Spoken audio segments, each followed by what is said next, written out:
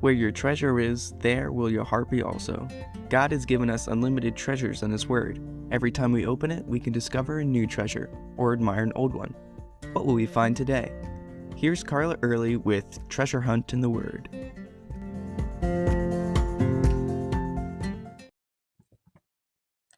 As Christians, we celebrate Easter, but have you ever done a Passover Seder? The first time I did, I was blown away at the meaningfulness of the details of this meal and how each detail points directly to Jesus, the Messiah. It's like the meal, instituted more than 1,400 years before Jesus, was in itself a detailed prophecy of Him. The meal centers around a lamb.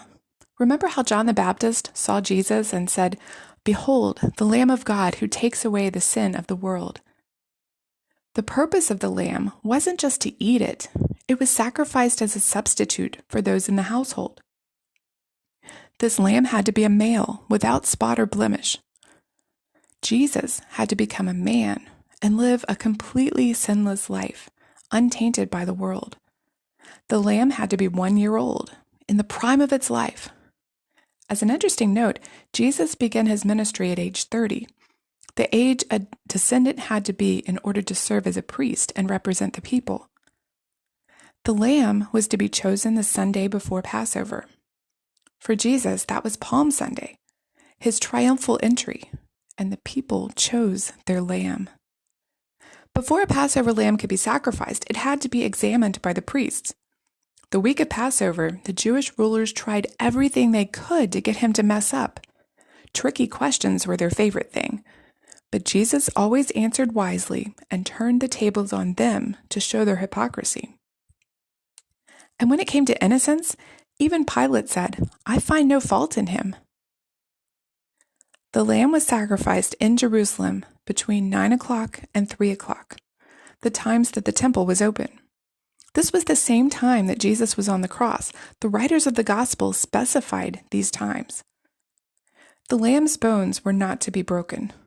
Remember how the Roman soldier was about to break Jesus' legs, but he found that Jesus was already dead, so he didn't. That little detail fulfills this part of Passover prophecy. The lamb was offered for one family. The Lamb of God was sacrificed for the whole family of mankind. The Passover lamb had to be slain. Jesus had to die. That's the only way he could save us. In Egypt, the Israelites were instructed to put the lamb's blood on the door so the angel of death would know to pass over their house. Only with blood can there be any forgiveness of sin. The lamb had to be consumed, taken internally. That's how we have to receive Jesus. It can't be an outward acceptance. The original Passover, of course, was in Egypt, but as the Israelites began celebrating this festival in the Promised Land, God instructed them to all meet in Jerusalem. And of course, Jerusalem was where Jesus was crucified. One interesting part of the Passover is the unleavened bread. First, leaven represents sins, and leaven was cleaned out of the house in preparation for Passover. Then, when they make the unleavened matzah bread, it's to be striped and pierced. Does that sound familiar? At one point during the meal, of the 3 pieces of unleavened bread representing the Trinity, the middle one representing Jesus is taken, broken, and hidden until later in the meal. Remember how Jesus gave this to the disciples and said, "This is my body that is broken for you." The bitter herbs are to remind them of their suffering in Egypt, but also pointed to Jesus' suffering on the cross.